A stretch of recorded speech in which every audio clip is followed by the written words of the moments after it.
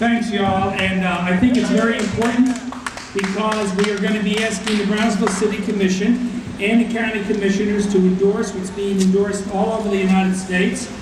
A constitutional amendment. It's a long, long process. A constitutional amendment which will alter the way campaigns are funded.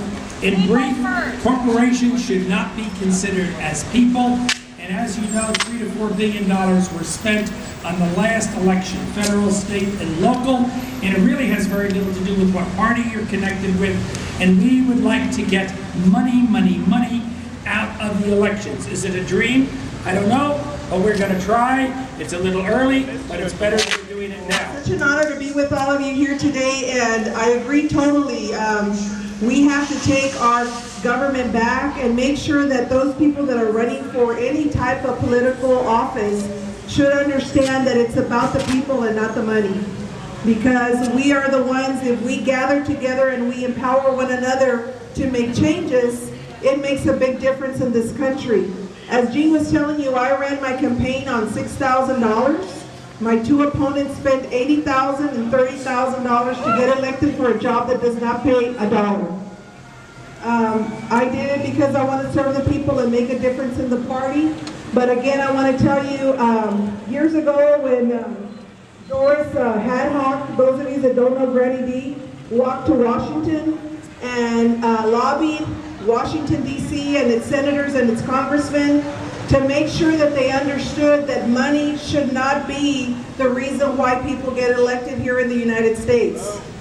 People that are running for office should be elected by the people, by all of us, the people that work, the people who pay taxes, and the people who are wanting to see differences and make changes in this country.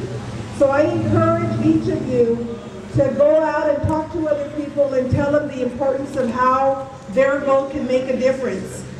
People don't understand my vote doesn't count. It counts, especially counts when we're in numbers. One of us can bring in 10 people, the other person can bring 10 more, and as we grow that, it becomes an empowerment. And we need to let a lot of these people that are elected, that got elected because of money, that money does not make the difference. It is the people of the United States of America that make the difference. I will leave you with this final quote. We have a duty to look after each other. If we lose control of our government, then we lose our ability to disperse justice and human kindness. Our first priority today, then, is to defeat utterly those forces of greed and corruption that have come between us and our self-governance. Doris Granny D. Hadcock. Ladies and gentlemen, thank you so much for allowing me to speak this afternoon. God bless. Good afternoon and welcome to this extremely important rally. I would ask you to keep in mind one basic principle. Organized people outrun organized money. Always have and always will. And that's our basic operating principle. You don't need me to tell you that we're here on serious business. Serious business can be fun, as we see, but serious business, and the serious business is nothing less than overturning, getting rid of Citizens United. Because it's one of the worst, maybe the worst decisions in Supreme Court history. Obscene in conception, evil in its consequences. Money taking over our government, taking it out of our hands, establishing a substitute for the noble ideal expressed by Abraham Lincoln at Gettysburg. Government of the people, by the people, for the people. This decision of the Supreme Court is a threat to that. They want to substitute money, of government, crass government, of money, by money, for money, leaving you and me and the overwhelming majority of our citizens excluded, in bondage to them. So we are here to join an effort to get rid of that citizen voted ruling, to overturn it, restore our government to ourselves. Now let's not be deterred by the fact that we're a small group here. I will say a bit about that right now.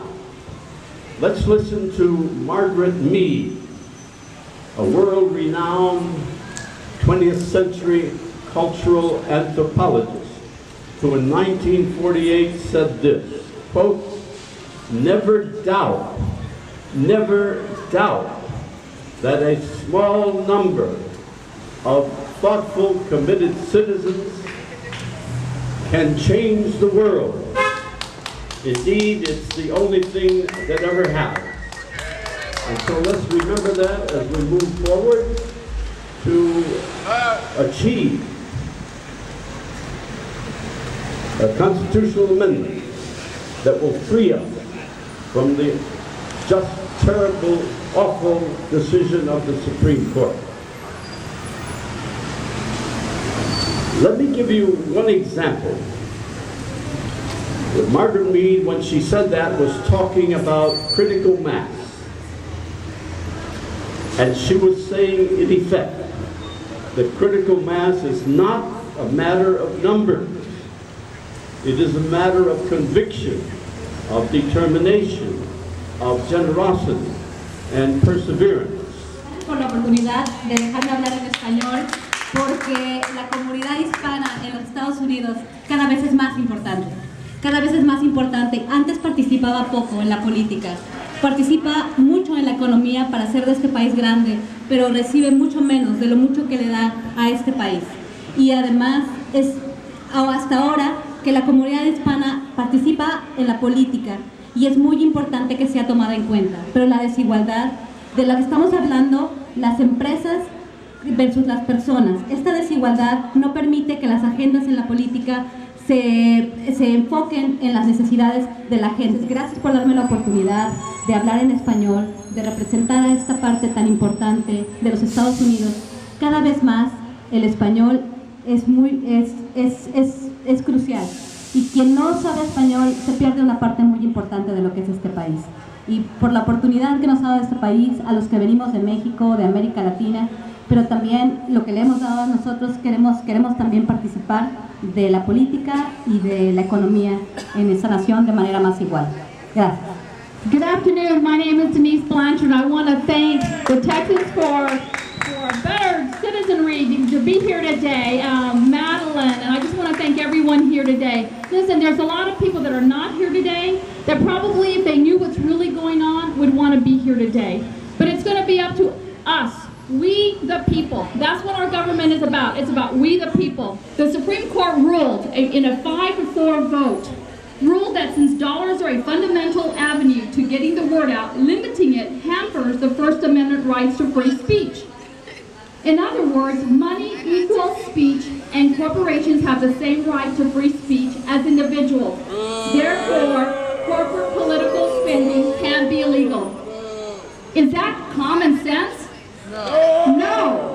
No, it's not. But yet it is the rule and it is the law of the land right now. However, it is important to note Supreme Court rulings can only be overturned in two ways.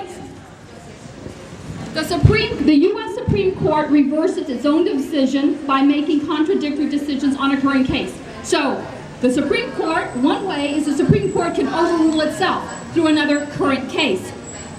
Or secondly, Congress and the states can overturn a decision by amending the Constitution with 3/4 of the state legislatures calling on Congress to hold a constitutional convention. That's why you are here today. That's why these petitions are important, because it starts with we the people, grassroots. In order to get our state to rise up and say, yes, we want this overturned, or we want an amendment, it takes 3/4 of all the states in the union to come forward. And we need Texas. We need Texas to stand up and be one of those states. I understand currently there are about 500 cities, 11 states. There's still a lot of work to do. Again, it takes us. It's going to take all of us, we the people. And you can start here, you can start today if you want to see change. Sign the petition, write your legislators, and get involved. Because without it, we will begin to lose our voice over the voices of special interests. So thank you, and God bless each and every one of you for being here today, for caring about your country and about your rights. Thank you, God bless you.